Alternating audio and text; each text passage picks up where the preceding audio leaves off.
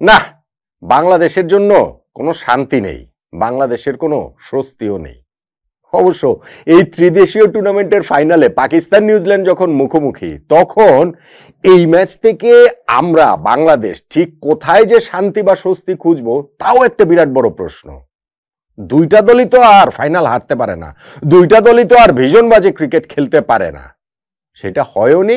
বরং এই ফাইনালটা নিজেদের মেরিটেই দুর্দান্ত ক্রিকেট খেলে জিতে নিয়েছে নিউজিল্যান্ড। টুর্নামেন্টে টানা 3 ম্যাচ, প্রথম 2 ম্যাচ জিতে ফাইনাল কনফার্ম করেছে, আর ফাইনালে পাকিস্তানকে হারিয়ে তারা শিরোপাটা জিতে নিল।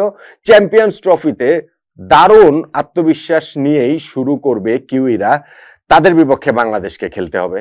আবার পাকিস্তানে যদি বলে যে না, আত্মবিশ্বাসে ঘাটতি থাকে, পাকিস্তান টিমকে তো আর আলাদা করে আপনি কখনোই ওইরকম ভাবে বলতে পারবেন না। তার উপরে তাদের বিপক্ষে বাংলাদেশকে খেলতে হবে ঘরের মাটিতে, বাংলাদেশের ওই জায়গাটা তো খুব একটা স্বস্তি নেই।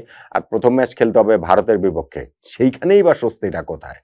সো চ্যাম্পিয়ন্স ট্রফিতে আমাদের মিশনটা হতে যাচ্ছে কঠিন, ভীষণ ভীষণ ভীষণ রকম কঠিন। এইটা যে অপ্রত্যাশিত সেটা নয়, কিন্তু প্রত্যাশিত জিনিসটাকে আবারও কনফার্ম করলো ইংল্যান্ডের বিপক্ষে ওয়ানডে সিরিজে ভারতের পারফরমেন্স এবং এই ত্রিদেশীয় টুর্নামেন্টে নিউজিল্যান্ডের পারফরমেন্স, পাকিস্তানের পারফরমেন্সও বলতে পারেন। আগের ম্যাচে তারা যেভাবে 350 রান তারা করে জিতেছিল, জিতে ফাইনালটা কনফার্ম করেছিল। যাই হোক, বাংলাদেশের হিসাব নিকাশ আলাদা, সেই হিসাব আমরা পরে করব। কিন্তু এই যে ত্রিদেশীয় সিরিজের ফাইনালটাতে নিউজিল্যান্ড 28 বল হাতে রেখে 5 উইকেটের মোটামুটি সহজ, আয়েশি এবং বিধ্বংসী জয়টা পেল, তাতে টার্নিং পয়েন্ট কোনটাকে বলবেন? পাকিস্তান ক্যাপ্টেনের ওই সিদ্ধান্তটা? দেখুন, পাকিস্তান যখন আগে ব্যাটিং করে 242 রানে অল আউট হয়ে গিয়েছে, করাচির উইকেটটা ব্যাটিং এর জন্য ট্রিকি ছিল, বেশ ট্রিকি ছিল। ইনফ্যাক্ট এই রানের জবাব দিতে নেমে নিউজিল্যান্ডও কিন্তু শুরুতে অস্বস্তিতে ছিল বেশ। উইল ইয়াং তিনি সেকেন্ড ওভারে আউট হয়ে গিয়েছেন, নাসিম শাহ তাকে আউট করেছেন। তারপরেও ডেভন কনওয়ে, কেন উইলিয়ামসনের যে পার্টনারশিপ 71 রানের, সেইটা নিউজিল্যান্ডের শিপটাকে স্টেডি করেছে, তারা সেটা এফোর্ড করতে পেরেছে। কেননা মাত্র 243 রান জয়ের টার্গেট, ফাইনাল শিরোপা জয়ের আসলে টার্গেট ছিল। সেই কারণে তারা সময় নিতে পেরেছে, রয়ে সয়ে খেলতে পেরেছে, এবং ওইখানটা থেকে কিন্তু পাকিস্তান আর খুব বেশি করে কামব্যাক যে তারা করবে সেটা করতে পারেনি। আগা সালমান ওইখানটাতে যখন উইলিয়ামসনকে আউট করলেন, ডেভন কনওয়ে ছিলেন, তিনিও পরবর্তীতে উইলিয়ামসন তিনি হচ্ছে 34 রানে আউট হয়েছেন, 48 রানে আউট হয়েছেন ডেভন কনওয়ে। কিন্তু অন্য সাইড থেকে নিউজিল্যান্ডের যে রান চেসটা, সেই তারা তাদের গতিতে তাদের পেসেই আসলে এগোচ্ছিল। ধরেন 25 ওভার শেষ, 10 ওভার শেষে যদি আপনি ধরেন 45 ছিল 1 উইকেট, ওই যে আমি বললাম যে যখন 243 তারা করতে নামছে তখন সেটা তারা এফোর্ড করতে পারে। বা এই যে পরের 2টা উইকেট হারানোর পরও 25 ওভার শেষে ইনিংসের মাঝপথে তারা ছিল 113 3 উইকেটে, আর 130 রান লাগে পরের 25 ওভারে। সো নিউজিল্যান্ডের জন্য সেটা খুব একটা ট্রাভেল হয়নি। ড্যারেল মিচেল তিনি একটা খুব ভালো নক খেলেছেন, 58 বলে 57 রানের। মিডল ওভার্স গুলোতে তিনি যে দুর্দান্ত, স্পেশালি স্পিনের এগেনস্টে, সেইটার প্রমাণ তিনি এই ম্যাচেও আরো একবার দিয়েছেন। পাকিস্তান শেষ দিক দিয়ে গিয়ে মানে হচ্ছে গিয়ে এই ড্যারেল মিচেলের উইকেটটা পেয়েছে, তারা টম লেথামের উইকেটটা তুলে এনেছে। টম লেথামের কথাটা বলতে পারেন যে তিনি লাকি, ওইখানে 16 রান এবং 27 রানের সময় তার 2টা ক্যাচ পড়েছে, এবং এটা নিউজিল্যান্ডের জন্য গুরুত্বপূর্ণ ছিল, কেননা তিনি খুব একটা ফর্মে ছিলেন না। সো তিনিও 50 করেছেন, 56 রান তিনি করেছেন। সবকিছু মিলিয়ে ইকুয়েশনটা শেষে গিয়ে নিউজিল্যান্ডের জন্য আসলে খুব সহজ হয়ে যায়। শেষ 10 ওভারে তাদের কত 38-39 রান আসলে প্রয়োজন ছিল, এবং 28 বল হাতে রেখে সেই জয়টা তারা নিশ্চিত করে ফেলে। পাকিস্তানের বোলিং লাইন আপ যে খুব পেনিট্রেট করতে পেরেছে এখানে নিউজিল্যান্ডকে, বা নিউজিল্যান্ডের জয়ের সম্ভাবনার সামনে প্রশ্নবোধক চিহ্ন এঁকে দিতে পেরেছে, ওই রকম অবস্থা খুব একটা আসলে হয়নি। এখন পাকিস্তান যে আগে ব্যাটিং করেছে সেইখানটাতে তাদের স্কোরটা এত কম হলো কেন? তাদের স্কোরটা কি আরো বেশি হতে পারতো না, বা হওয়াটা কি উচিত ছিল না? করাচির উইকেটটা টাফ, ব্যাটিং এর জন্য বেশ টাফ ছিল, বেশ ট্রিকি ছিল। এইটা ইনফ্যাক্ট পাকিস্তানের ওই যে যেটা বললাম যে বোলিং ইনিংসের শুরুতেও সেটা বোঝা গিয়েছে, আর শুরুতে তো সেটা আরো বেশি করেছিল। প্রথম 10 ওভারে তারা 2 উইকেটে 48 রান মাত্র পাকিস্তান তুলেছিল, ফকর জামান এবং সৌদ শাকিলের উইকেটটা হারিয়ে। এবং আপনি দেখেন প্রথম যে 10টা ওভার 60 বল, সেই 60 বলের মধ্যে 48টা ডট বল পাকিস্তানের ব্যাটসম্যানরা দিয়েছে। সো নিউজিল্যান্ডের বোলাররা ওই জায়গাটাতে খুব ভালো বোলিং করেছে শুরুতে, সেটা আমরা বলতে পারি।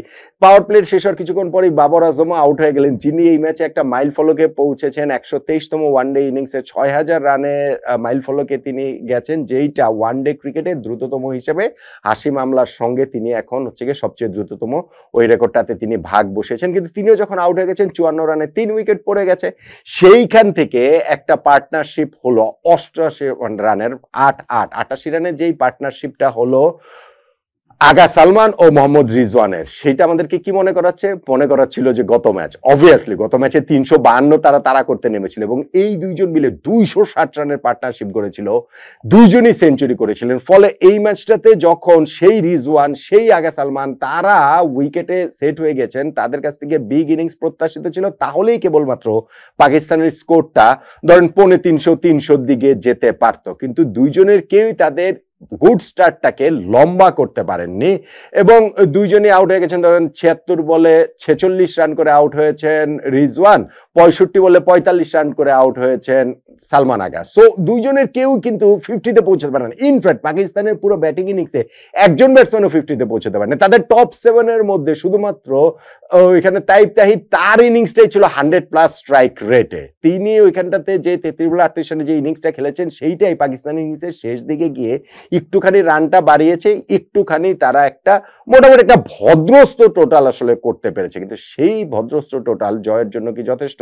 নিউজিল্যান্ডের বোলাররা দুর্দান্ত বোলিং করেছেন। উইল ও'রোর্কি তিনি তো 4 উইকেট নিয়েছেন, কিন্তু মিচেল স্যান্টনারের কথা আলাদা করে বলতেই হবে, যিনি 10 ওভার বোলিং করে মাত্র 20 রান দিয়ে 2টো উইকেট নিয়েছেন। 10 ওভার মানে 60 বল, তার মধ্যে 40টা ডট বল দিয়েছেন। ওই যে আমি শুরুতে বললাম যে প্রথম 10 ওভারের মধ্যে পাওয়ার প্লেতে পাকিস্তানের ব্যাটসম্যানদের বিপক্ষে নিউজিল্যান্ড 48টা ডট বল দিয়েছে। আবার আলাদা করে যদি আপনি এখানে মিচেল স্যান্টনারের বোলিং দেখেন, তার বোলিং এ ওইখানে 60 বলের মধ্যে হচ্ছে গিয়ে 40টা ডট বল। সো এই যে জায়গাটাতে হচ্ছে গিয়ে যে কি বলা চলে যে 40টা ডট বল, সো এই জায়গাটাতেই তারা আসলে অনেকখানি ওইখানটাতে পিছিয়ে গিয়েছে এবং ওই জায়গাটা থেকে তারা আর শেষ পর্যন্ত রিকভার করতে পারেনি। নিউজিল্যান্ড যখন 242 রানে পাকিস্তানকে আটকে ফেলেছে, তারপরেই তাদের জয়টা আসলে নিশ্চিত হয়ে গেছে। সেইটা তাদের ব্যাটসম্যানরা, তাদের ব্যাটিং লাইন আপটা খুব ভালোভাবে করেছে। এখন চ্যাম্পিয়ন্স ট্রফিতে আমাদের নিউজিল্যান্ডের বিপক্ষে খেলতে হবে, এই পাকিস্তানের বিপক্ষে খেলতে হবে এবং সেই ভারতের বিপক্ষে খেলতে হবে। সেই আলোচনা তো আলাদা, কিন্তু এই ম্যাচে টার্নিং পয়েন্টের কথা আমি শুরুতে একটা বলছিলাম যে পাকিস্তানের সিদ্ধান্ত, ক্যাপ্টেনের সিদ্ধান্তের কথা কি বলবেন কিনা, সেটা কি? সেটা হচ্ছে পাকিস্তানের ক্যাপ্টেন টসে জিতে তারা আগে ব্যাটিং এর সিদ্ধান্ত নিয়েছেন। কেন? উইকেটটা খুবই চ্যালেঞ্জিং ছিল ব্যাটসম্যানদের জন্য, স্পেশালি নতুন বলে, স্পেশালি শুরুর দিকে। এবং যখন আপনি হিসাব রাখবেন যে গত ম্যাচে পাকিস্তান 352 রান তারা করে ওইরকম রেকর্ড জয় পেয়েছিল, সেই জায়গাটাতে তারা এখানটাতে আগে ব্যাটিং নিল কেন? আপনি বলতে পারেন যদি হয় এটা চ্যাম্পিয়ন্স ট্রফির প্রস্তুতির অংশ, তাহলে আমার কিছু বলার নেই। কিন্তু আপনি যদি ম্যাচ হিসাবে আলাদা করে ধরেন, তাহলে আমার কাছে মনে হয় যে এইখানটাতে যে সিদ্ধান্তটা মোহাম্মদ রিজওয়ানের, সেই সিদ্ধান্তটাই ম্যাচ থেকে পাকিস্তানকে অনেকখানি আসলে পিছিয়ে দিয়েছে। এবং তারপরে যখন প্রথম 10 ওভারে তারা সেটা আসলে ওইটা টেস্টিং টাইমের মধ্যে পড়েছিল, ওইটা আরো বেশি করে স্পষ্ট হয়েছে। সো নিউজিল্যান্ডের যে ত্রিদেশীয় টুর্নামেন্টের শিরোপা জয়, টানা 3 ম্যাচ জয় এবং পাকিস্তানকে 2 ম্যাচে হারানো, ফাইনালে আবার ওই স্বাগতিক পাকিস্তানকে হারানো, সবকিছু মিলিয়ে যে ম্যাচটা হলো সেইখানটাতে নিউজিল্যান্ডে 5 উইকেটের জয়। আমার কাছে টার্নিং পয়েন্ট হচ্ছে গিয়ে ব্যাট বলের খেলা একেবারে মাঠে গড়ানোর আগেই টসে যে পাকিস্তান যে জয়ের পরে আগে তারা ব্যাটিং এর সিদ্ধান্ত নিল, ওইটাই আমার কাছে টার্নিং পয়েন্ট। কি বলবেন আপনি?